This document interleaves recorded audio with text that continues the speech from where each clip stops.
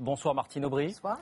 Bonsoir François Hollande. Bonsoir. Merci de vous prêter à cet exercice. Vous aurez 1h30 pour vous exprimer. On attend de vous du fond, des idées, mais aussi et peut-être d'abord un échange, un dialogue direct entre vous.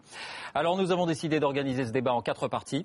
Les questions d'économie d'abord avec Fabien Amias, les questions sociales avec Patrick Cohen de France Inter, l'Europe et le monde avec Françoise Fressos du journal Le Monde, et puis je vous interrogerai sur les questions de méthode, de tempérament, le type de présidence que vous défendrez si vous êtes désigné candidat.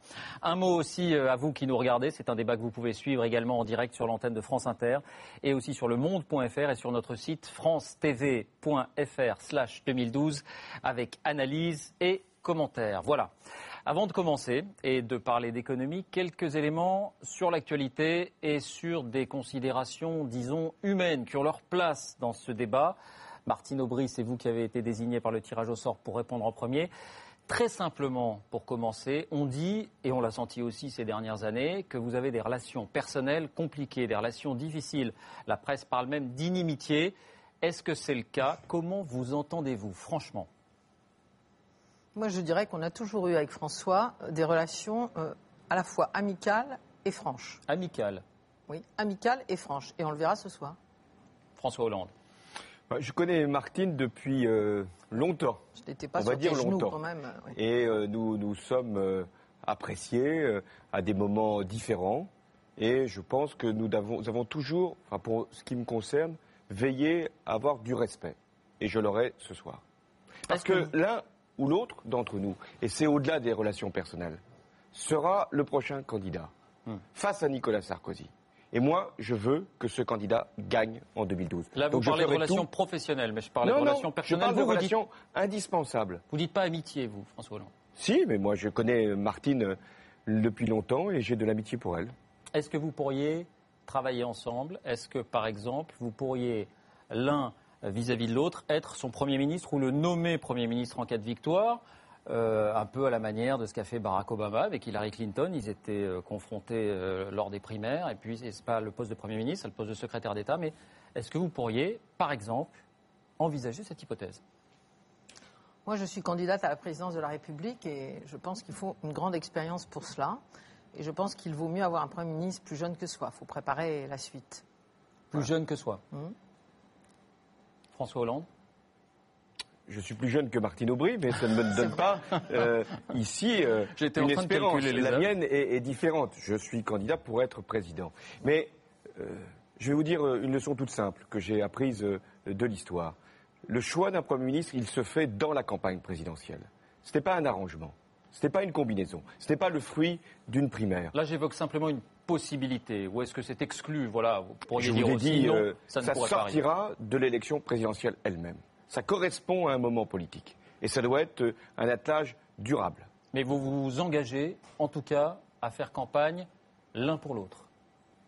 C'est évident. Enfin, je veux dire, je n'ai pas travaillé 3 ans comme je l'ai fait au Parti Socialiste pour réunir tout le monde, pour préparer un projet qui nous a d'ailleurs unis à l'unanimité. C'est la première fois pour que ça ne soit pas cela dès lundi. Dès lundi, nous serons tous unis. Et samedi prochain, j'ai même organisé la convention qui fera que nous serons tous autour de celle ou celui qui aura été choisi par les Français. Donc vous voyez, vous n'y arriverez pas parce que nous voulons vraiment gagner, que nous avons une véritable gravité par rapport à mai 2012, que les Français attendent de nous aussi cela. Voilà, et donc je crois que nous serons vraiment rassemblés, unis, mais au-delà de nous, toute la gauche. Je garde un ton neutre, vous avez remarqué, je ne pousse pas aux différends ou à la dispute. François Hollande, lundi, si Martine Aubry l'emporte, vous serez à 100% derrière elle. C'est une évidence et une exigence. L'évidence, c'est que ces primaires ont été organisées pour ce que ce rassemblement pourra être. Et c'est une exigence parce qu'il ne peut pas y avoir de victoire s'il n'y a pas d'unité. Alors l'actualité politique de cet après-midi, c'est le soutien que vous a accordé Ségolène Royal, François Hollande. Est-ce que pour vous, Martine Aubry, c'est un soutien, c'est un geste, c'est un mot d'ordre qui vous paraît dans l'ordre des choses, qui vous paraît naturel? Alors là, vraiment, je crois qu'il faut respecter chacun. Et moi, je respecte la décision de Ségolène. Je suis passée la voir justement comme un signe d'amitié cette semaine. Et la politique, c'est parfois dur. Voilà. Et je trouve que les résultats de la semaine dernière ont été durs. Après cela, c'est Ségolène, elle rebondit immédiatement. Et moi, je veux dire simplement une chose. Vous êtes déçu ? Non. Non, parce que je crois que l'esprit des primaires, et d'ailleurs les Français l'ont montré extrêmement simplement la semaine dernière, l'esprit des primaires, c'est la liberté donnée au peuple de gauche. Ils se sont moqués des sondages. On n'est pas dans un congrès, donc ils ne vont pas répondre à des ordres, et d'ailleurs personne ne compte leur en donner.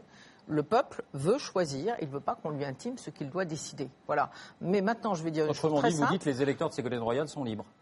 Mais je pense qu'elle le dit de la même manière que moi. Et la dernière chose que je voudrais dire, c'est que Ségolène a montré ces dernières années à la fois sa détermination et ses qualités personnelles, et que si je suis élue président de la République, elle aura un rôle important dans la République. Voilà. Est-ce que ça fait de François Hollande un favori ce soir ? Ah, mais moi, je vous l'ai dit, il était déjà favori la semaine dernière. Les Français ont choisi, on me donnait 17 points derrière. Ils choisiront de la même manière en toute liberté. Et c'est comme ça, moi, que j'ai voulu les primaires. Ou alors, si c'est pour qu'on s'arrange entre nous, c'est pas la peine de demander aux Français de choisir. C'est très important ce qu'ils vont choisir. C'est la candidate ou le candidat qui va affronter Nicolas Sarkozy et qui sera certainement la prochaine, j'espère, présidente de la République de notre pays dans un moment de crise, dans un moment de doute pour beaucoup de Français. Donc c'est cela. Et ils vont choisir avec leur cœur et avec leur raison. Et c'est pour ça que je suis heureuse d'être là ce soir, parce que ce débat va nous permettre, l'un et l'autre, d'éclairer encore un peu plus les Français sur leur choix. Vous vous sentez dans la peau d'un favori, François Hollande, encore un peu plus cet après-midi ? Moi, je veux rassembler sur une ligne cohérente. Parce que je pense que le prochain candidat, s'il veut être le prochain président, il aura cette mission-là, rassembler sur une cohérence. J'ai reçu dès le premier tour des primaires, après être sorti en tête, avec 9 points d'avance, plus de 39%, j'ai reçu déjà des soutiens. Manuel Valls, Jean-Michel Baillet, sans d'ailleurs avoir négocié quoi que ce soit. Ensuite, Ségolène Royal, qui, c'est vrai, a traversé un moment difficile, et on le serait à moins déçu quand on a été la candidate socialiste en 2007 avec le panache qui a été le sien, a décidé librement de m'apporter son soutien. Là aussi sans négociation ? Non, sans négociation. Parce qu'elle dit « il va reprendre mes propositions ». J'ai écouté les messages, ça c'est vrai. Et vous vous êtes engagé à en reprendre certains ? J'entends un certain nombre de propositions qu'elle a pu faire. Je sais aussi ce qu'elle apporte à la vie politique. Donc je prends en compte ces responsabilités-là et elle en aura. Vous lui avez dit je prendrai en compte certaines de tes propositions. Mais ça fait partie de ce que d'ailleurs le débat de primaire a permis. C'est-à-dire chacun fait des propositions, puis ensuite c'est à celui qui a vocation ou à celle qui pense pouvoir être demain la candidate ou le candidat, de faire en sorte de rassembler. Moi, je rassemble. Et je fais en sorte de ne pas me laisser détourner. C'est-à-dire de rester sur ma cohérence, ma pensée, en comprenant même ce que vont dire ou ce qu'ont dit les électeurs de ce premier tour des primaires, qui a été un premier tour quand même extraordinaire, il faut le souligner l'un et l'autre. Enfin, on attendait 1 million d'électeurs, il y en a 2 700 000 qui sont venus. Et qui l'ont fait avec, un enthousiasme et une responsabilité. Et je veux aussi saluer les militants socialistes parce qu'ils ont organisé et ils vont encore le faire dimanche prochain. Donc, on doit être à la hauteur de ce que cette démarche exige. Dernier point avant de passer à l'économie. Est-ce qu'il y a ce soir, face à face, deux gauches ? Martine Aubry, vous avez dit il y a une gauche dure ou une gauche forte et puis il y a une gauche molle. Est-ce que vous parliez du projet politique de François Hollande ou de François Hollande lui-même ? J'ai dit, et je le redis, que face à une droite dure, face à une crise qui dure, il faut une gauche, effectivement, qui ne soit pas molle, une gauche forte. Pour moi, ça veut dire très simplement les choses. Vous savez, l'allusion est transparente. Écoutez, j'ai été numéro 2 du gouvernement, je sais ce que c'est qu'affronter les corporatismes, qu'affronter les privilégiés, je sais ce que c'est. Mais qui est cette gauche molle ? Non, mais je vais vous dire, moi, ce que c'est que cette gauche forte. C'est-à-dire, effectivement, mettre les banques au pas, c'est-à-dire avoir le courage de mener la transition écologique et la sortie du nucléaire. Ça veut dire remettre la justice partout, et notamment dans les retraites, dans les salaires, dans l'emploi des jeunes. Cela veut dire aussi une république nouvelle avec, bien évidemment, une plus grande démocratie et autres. C'est cela, une gauche forte. Et je l'ai dit fermement, et voilà. Et vous ne visiez personne ? J'ai dit ce que j'étais. Et moi, je veux dire, quand j'ai dit que je défendais une gauche forte, personne ne m'a posé la question de savoir si j'étais forte ou pas. Et je n'ai pas besoin de m'expliquer ou d'argumenter pour dire que je ne suis pas une gauche molle. Vous êtes senti visé, François Hollande, et non, et blessé d'ailleurs, même. je constate que Martine Aubry n'évoquait personne. Donc j'en suis très heureux.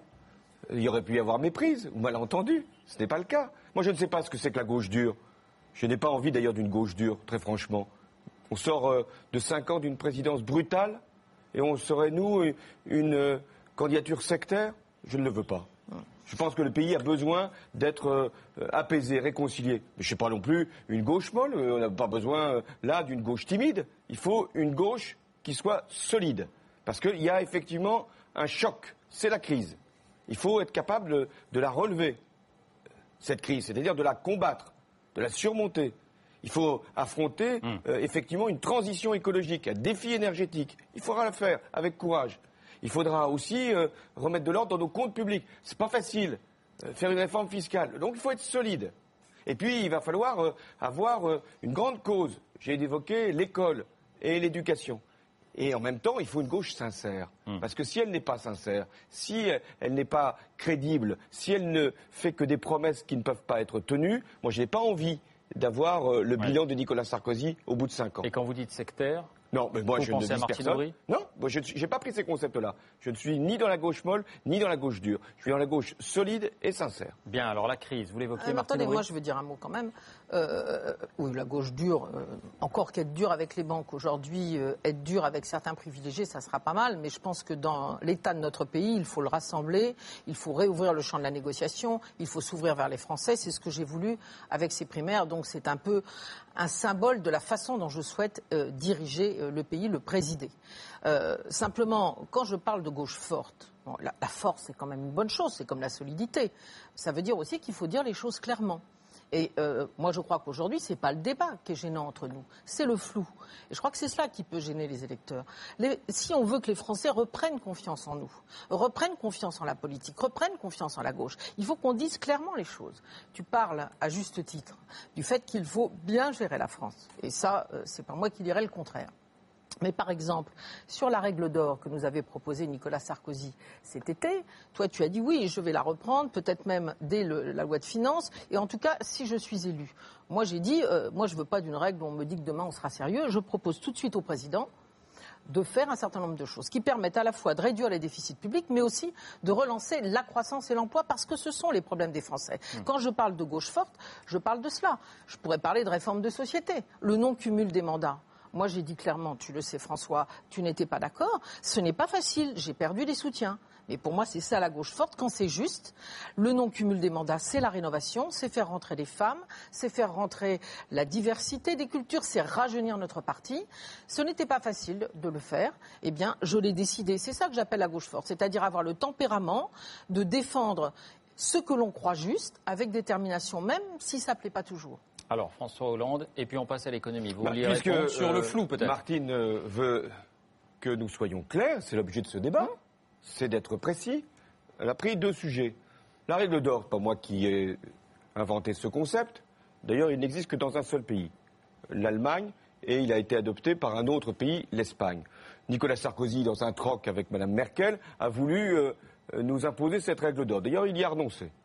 Moi, j'ai dit, règle d'or pour inscrire dans la Constitution un principe qui, d'ailleurs, y figure déjà, c'est une nouvelle fois de l'affichage. En revanche, et là, je vais être précis, en revanche, le prochain président de la République, au lendemain de sa victoire, il aura, avec le gouvernement, à donner une stratégie de finances publiques, un retour vers l'équilibre. Parce que ça, ce sont des engagements que nous avons passés avec les Européens. Et puis, c'est une nécessité. On parlera tout à l'heure de la dette. C'est une nécessité de la maîtriser. Donc, je ferai, avec le Parlement, puisque c'est le Parlement qui en décidera, cette stratégie, qui d'ailleurs est nécessaire, de réduction de nos déficits. Ça n'aura pas besoin d'une modification de la Constitution. La loi y suffira. Sur le cumul des mandats, moi, j'ai un principe aussi qui est incontestable, parce que je l'ai toujours pratiqué.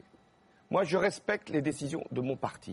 Qu'a décidé mon parti, le Parti socialiste, de faire que, quoi qu'il se passe en 2012, nous appliquerons le non-cumul des mandats à la fin de l'année 2012. Très bien, j'y suis favorable, je l'ai voté, ça sera appliqué. Et si je deviens président de la République, alors là, j'ai pris un engagement qui vaut pour l'ensemble des parlementaires. Là, il y aura le vote d'une loi qui s'appliquera donc à tous les députés et à tous les sénateurs, et ça sera le non-cumul du mandat parlementaire avec un mandat d'exécutif local. Puis-je être plus clair ? Oui, je pense, mais surtout sur la règle d'or, bon voilà, tu as quand même au départ dit, parce que c'était un moment où il fallait donner l'impression qu'on était plus sérieux que les sérieux, qu'il fallait prendre cette règle d'or. Non, jamais. Jamais. Tu ne trouveras jamais aucun écrit sur la règle d'or de ma part. Je les ai, hein. Mais oui, vas-y, donne-les-moi. On va pas les envoyer on va pas se les envoyer en permanence. Mais oui. voilà. Non, mais tu as dit d'abord, je vais l'inscrire dans la loi de finances. Ah, c'est pas pareil. La loi de finances, c'est pas du tout la règle d'or. C'était le fait de réduire les déficits. Tu as dit, je vais inscrire la règle d'or dans la loi de finances, et puis après, tu as dit. C'est pas la règle d'or, c'est la réduction des déficits. D'accord. Alors, moi, j'ai donné en tout cas une règle claire. J'ai dit, comme je veux à la fois réduire les déficits publics et relancer la croissance et l'emploi, parce que l'exemple grec nous montre abondamment ce qu'il ne faut pas faire, eh bien, j'ai donné une règle. J'ai dit, voilà comment je vais financer tout cela. 50% iront vers la réduction des déficits, 50% au financement des priorités. Bien. Emploi, pouvoir d'achat, éducation, sécurité. Voilà, ça m'apparaît clair. Si vous ne voulez rien rajouter sur le cumul des mandats, on aura peut-être l'occasion d'ailleurs d'en reparler. Non, mais sur le cumul des mandats, chacun sait ce qu'il y a à en penser. En tout cas, moi, je suis heureuse de l'avoir défendu, y compris parfois contre mes intérêts, parce que je crois que les Français sauront que la vraie rénovation du Parti socialiste, c'est de faire rentrer des jeunes, des femmes, des hommes et des femmes de toutes les cultures, et ils sauront qu'il a fait. Allez, on va plus loin dans l'économie. Ça sera fait après 2012. Quelle politique? Oui, ça sera fait dès maintenant, parce que là, on va choisir les députés pour 2012. C'est pas si clair que ça, alors. Non. Pour moi, c'est très clair. Si, oui, ça je sera fais voter par les militants. En 2012 pour le Parti socialiste. Voilà, y compris pour les députés que nous choisirons dans quelques jours. Entendu.